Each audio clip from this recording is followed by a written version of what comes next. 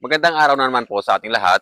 Ah, Nagbabalik na naman po tayo dito sa ating bagong area para pakainin po itong ating mga alaga at ituloy na rin sana yung ating ginagawa.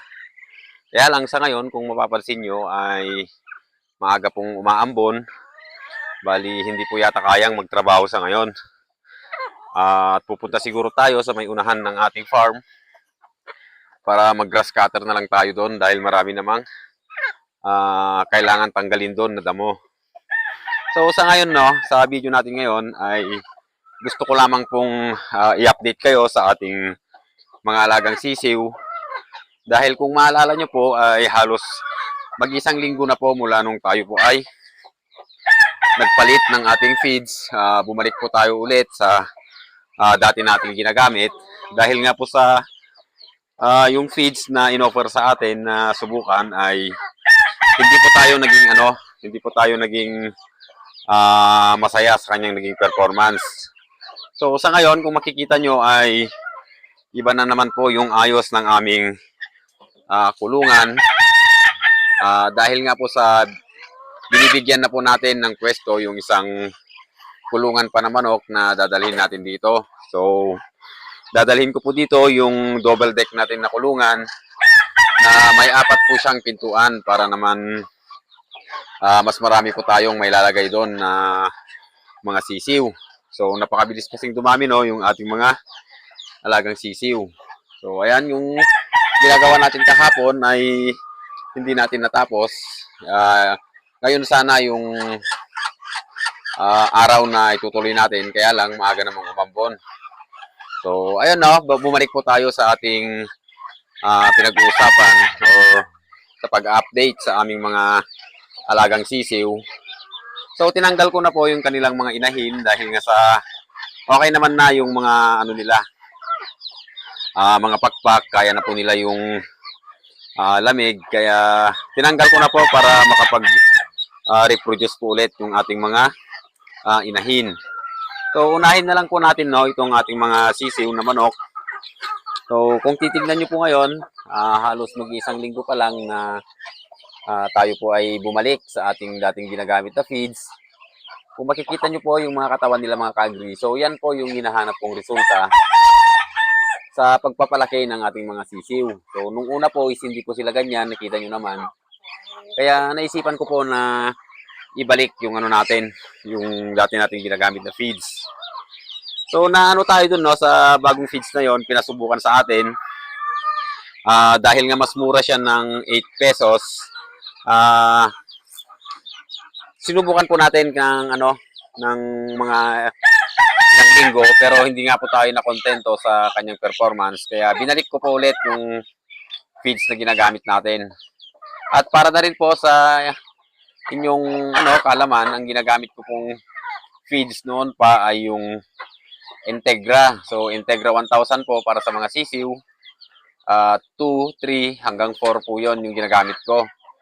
So ayan na po yung mga naging resulta mag-isang linggo pa lang.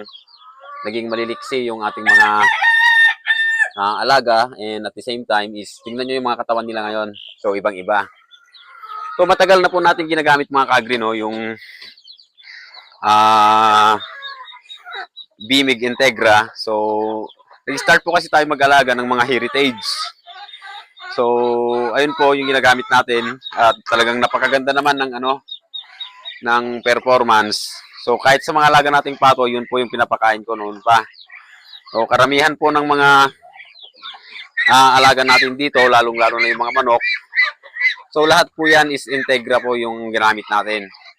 Kaya kung titignan nyo, ang gaganda, tapos malalaki at malulusog. Siguro nakadepende na rin po yun sa genes. Talagang malalaki po itong na-produce natin. Pero mabilis po silang lumaki. Magaganda po talaga yung mga pangangatawan. So hindi po natin pinopromote yung Integra. So sinabi ko lang po na yun yung ginagamit ko. So totoo naman. So tingnan niyo po itong mga 3 days old po natin. Napakaliliksi and magaganda talaga yung mga ka-agri sisiw. So di bali na pong mas mahal ng konti yung ating pinapakain. at least yung sa resulta naman ay kontento naman po tayo. Excuse me po. So, nasubukan ko rin po no, na mag-mix ng feeds noon para sa ating mga alaga. Kaya lang, ganun din po. So, hindi ko po makuha yung gusto kong resulta. Kaya, bumalik po ulit ako sa Integra. So, bakit pa kasi tayo magmi-mix? Naisip ko naman, bakit pa ako magmi-mix ng sarili kong feeds na gagamitin. Kung mayroon naman na sa market na available, unang-una, subok na at talagang pinag-aralan po yan ng mga kumpanya. So, medyo may kamahalan pero subok na talaga mga kaibigan. Kaya, hindi na po ako nagmi-mix ng feeds ngayon. So, hindi ko po pinopromote no, yung Integra.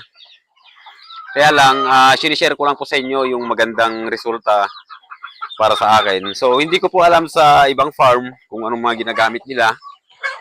Pero sa sariling experience ko po, dahil sinubukan ko rin po yung mga ibang feeds, is sa Integra po talaga ako na nahiyang. So, tingnan nyo rin po itong mga Muscovy natin, no? So, mahigit 1 linggo na sila, tinanggal ko na rin yung inahin. Malalaki na po agad sila. So, maganda na rin at nagpalit na tayo ng feeds. Dahil napansin ko po doon, sa mura na feeds na yon, hindi naman natin siya sinisiraan. Pero, mura po siya, kaya lang, matagal po yung paglaki ng ating mga alaga. So, tayo po ay nag-aalaga. Gusto nating kumita. Kaya, yung gagamitin na po natin is yung subok na at talagang maganda mga ka-agri para hindi po tayo malugi. So, kung isipin natin yung pagtitipid, so matipid nga, kaya lang baka malugi naman po tayo. So, sa tagal ng kanilang paglaki, so matagal po yung ating hihintayin. Kaya di bali na pong medyo mas mahal ng konti, at least maganda po yung performance. So, ayun no, bali pinapakain po natin yung ating mga alaga ngayon. And parang lumalabas na po yung haring araw, baka ituloy na lang natin to. So, depende po kasi yan sa panahon. Ayun, yun lang po sa araw na to mga ka-agri.